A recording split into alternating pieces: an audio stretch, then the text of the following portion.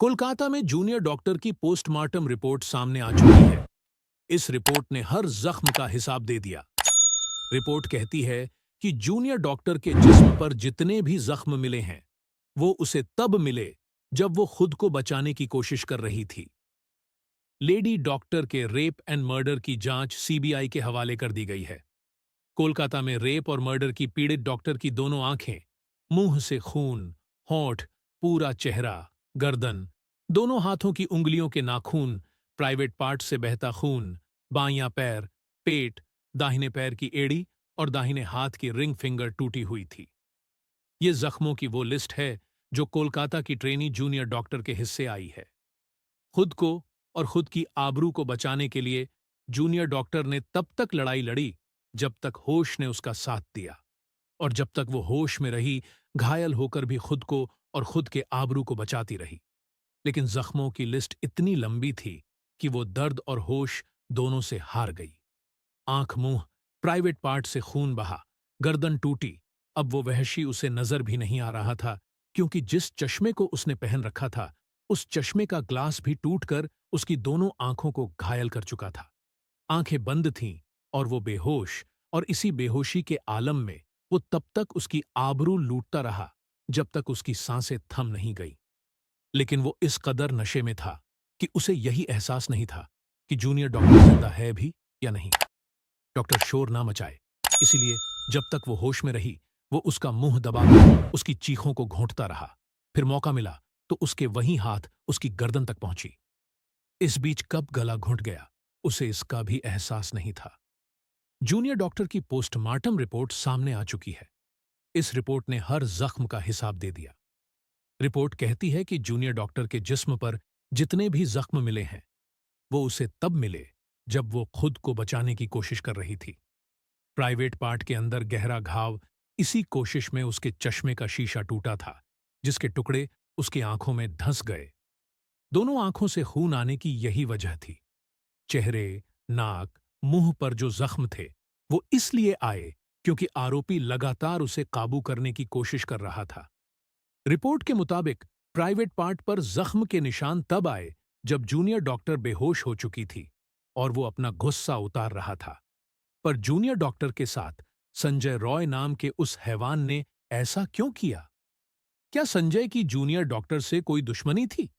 क्या वो junior doctor को हासिल करना चाहता था, या जूनियर डॉक्टर को लेकर उसकी नीयत खराब थी? इन सवालों के जवाब सामने लाने के लिए संजय की पूरी कहानी सामने लानी जरूरी थी, खासकर वारदात वाले दिन। और उससे कुछ दिनों पहले तो कोलकाता पुलिस के मुताबिक पिछले कुछ दिनों की संजय की रूटीन कुछ यूं थी। वॉलेंटियर बना, दरिंदा। 5 अगस्त को संजय रॉय खड़गपुर के सलुआ में पुलिस वेलफेयर सोसाइटी की एक मीटिंग में हिस्सा लेने गया था।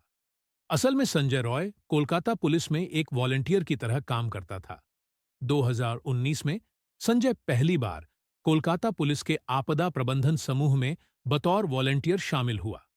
कोलकाता पुलिस अपने ऐसे सिविक वॉलेंटियर को हर महीने एक खास रकम दिया करती है। बाद में संजय रॉय आपदा प्रबंधन से पुलिस कल्याण डिपार्टमेंट में चला गया। कुछ वक्त के बाद उसे वहां से आरजी कर मेडिकल कॉलेज और अस्पताल पुलिस चौकी में तैनाती दे दी गई। फिलहाल वो यहीं तैनात था। हालांकि वो सिर्फ एक वॉलंटियर था, लेकिन इसके बावजूद वो अपनी बाइक पर केपी यानी कोलकाता पुलिस का टैग लगाकर चलता था। यहां तक कि वो केपी लिखी टी शर्ट और कैप भी पहना करता था। अस्पताल में दलाली करता था आरोपी। चूंकि वो कोलकाता पुलिस के लिए ही काम करता था, इसलिए पुलिस के साथ उसके अच्छे संपर्क थे। इन्हीं संपर्कों का फायदा उठाकर अक्सर पुलिस बैरक में भी रुका करता था। पुलिस का वॉलंटियर होने के नाते ही वो 5 अगस्त को खड़गपुर के सलुआ में पुलिस वेलफेयर सोसाइटी की मीटिंग में हिस्सा लेने पहुंचा था। यहां वो कुल 3 दिन रहा। सलुआ में 3 दिन रुकने के बाद 8 अगस्त की सुबह वो वापस कोलकाता पहुंचा। कोलकाता आने के बाद वो सबसे पहले आरजी कर हॉस्पिटल गया। संजय अक्सर सरकारी अस्पताल में मरीजों को दाखिला दिलाने के नाम पर एक दलाल की तरह पैसे भी वसूला करता था। 8 अगस्त को भी उसने इसी तरह एक मरीज को अस्पताल में भर्ती कराया। भर्ती कराने के बाद वो अस्पताल से चला गया। इसके बाद वो पूरे दिन अस्पताल नहीं गया। 8 अगस्त की ही रात करीब 11 बजे संजय वापस आरजी कर अस्पताल पहुंचता है। यहां वो उसी मरीज से मिलता है जिसे दिन में उसने भर्ती करवाया था। अस्पताल आने के बाद वो उस मरीज का एक्सरे कराने में मदद करता है। एक्सरे कराते वक्त मरीज के रिश्तेदार भी साथ में थे। एक्सरे कराने के बाद संजय फिर से अस्पताल से बाहर निकल जाता है। अब तारीख 8 से 9 अगस्त हो चुकी थी। देर रात करीब 1 बजे का वक्त था। संजय फिर से अस्पताल आता है। इस बार वो उस मरीज को देखने आता है जिसे उसी ने भर्ती कराया था और जिसकी अगले दिन सर्जरी होनी थी। मरीज को अटेंड करने के बाद वो उसी मरीज के एक तीमारदार के साथ अस्पताल के बिल्डिंग के पिछले हिस्से में जाता है। वहां दोनों शराब पीते हैं। शराब पीने के बाद संजय उस तीमारदार को उबर बाइक से घर जाने के लिए पैसे देता है। वो तीमारदार अब अस्पताल से निकल जाता है। अब रात के 3 बज चुके थे। नशे की हालत में सेमिनार हॉल में पहुंचा तीमारदार को घर भेजने के बाद नशे में संजय फिर से अस्पताल की मेन बिल्डिंग में दाखिल होता है। इसके बाद वो बिल्डिंग की तीसरी मंजिल पर जाता है। इस फ्लोर पर चेस्ट मेडिसिन डिपार्टमेंट था और इसी फ्लोर पर एक सेमिनार हॉल था। नशे में लड़खड़ाता संजय उसी सेमिनार हॉल में दाखिल हो जाता है।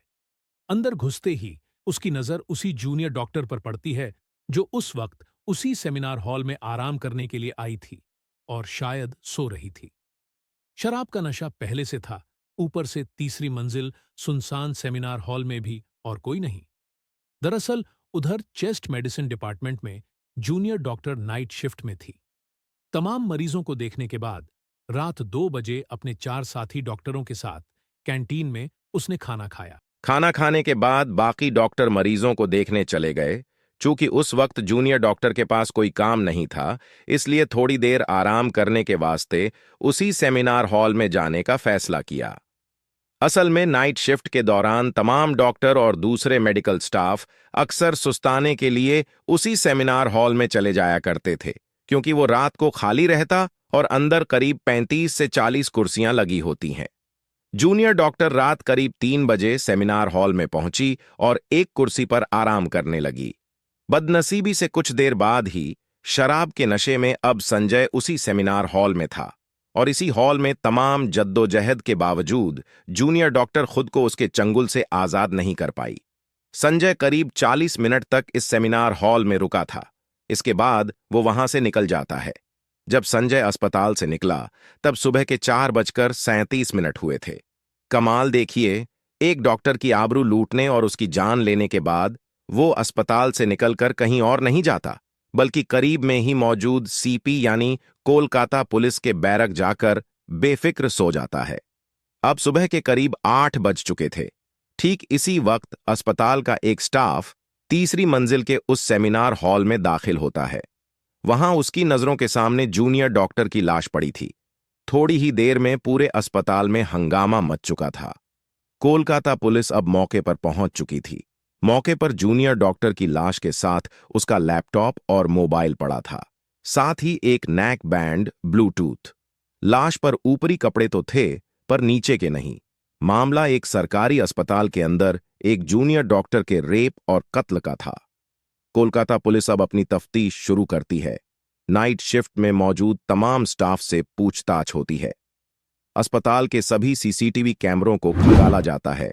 खासकर तीसरी मंजिल पर मौजूद सेमिनार हॉल की तरफ जाने और आने के रास्तों पर लगे हर कैमरों को बारीकी से चेक किया जाता है। और तब पहली बार उसी कैमरे में लड़खड़ाता संजय रॉय नजर आता है, कोलकाता पुलिस का अपना वॉलंटियर। पुलिस को पहला क्लू इसी कैमरे ने दिया। दरअसल पुलिस ने जब ध्यान से सीसीटीवी कैमरे को देखा तो पाया कि रात को जब संजय सेमिनार हॉल में गया तब उसके गले में ब्लूटूथ नेक बैंड था, लेकिन जब वो सुबह करीब 4:35 पर सेमिनार हॉल से बाहर निकला तब गले में नेक बैंड नहीं था और इत्तेफाक से जूनियर डॉक्टर की लाश के साथ पुलिस को एक नेक बैंड मिला था। अस्पताल के स्टाफ से ये पता करने में देरी नहीं लगी कि संजय पुलिस का ही वॉलंटियर है और अक्सर पुलिस बैरक में ही रात गुजारता है। फौरन पुलिस की एक टीम बैरक पहुंचती है। सोए हुए संजय को उठाया जाता है और पूछताछ के लिए थाने लाया जाता है, पर संजय से पूछताछ से पहले ही नेक बैंड ब्लूटूथ अपनी गवाही दे चुका था। मौके से मिला वो ब्लूटूथ बड़ी आसानी से संजय के मोबाइल से कनेक्ट हो चुका था। अब शक की कोई गुंजाइश नहीं थी कि मौके से बरामद नेकबैंड ब्लूटूथ संजय का ही है। कोलकाता पुलिस संजय की गिरफ्तारी के साथ ही ये दावा कर देती है कि जूनियर डॉक्टर के रेप और कत्ल का मामला सुलझ गया है, लेकिन अब भी कोलकाता पुलिस पर शक करने लायक कई सवाल हैं। मसलन, जूनियर डॉक्टर की कद काठी को देखते हुए संजय का उस पर अकेला काबू पाना लोगों के गले नहीं उतर रहा है। ऐसे बहुत से लोग हैं जिन्हें पुख्ता यकीन है कि जूनियर डॉक्टर को गुनहगार अकेला संजय नहीं, बल्कि कुछ और लोग भी हैं। हालांकि इस सवाल के जवाब में कोलकाता पुलिस ने कहा है कि उसने जूनियर डॉक्टर और संजय दोनों के डीएनए सैंपल लैब में भेज दिए हैं। अगर जूनियर डॉक्टर के साथ जबरदस्ती करने वालों लोगों में संजय के अलावा और भी लोग शामिल हैं, तो डीएनए रिपोर्ट से साफ हो जाएगा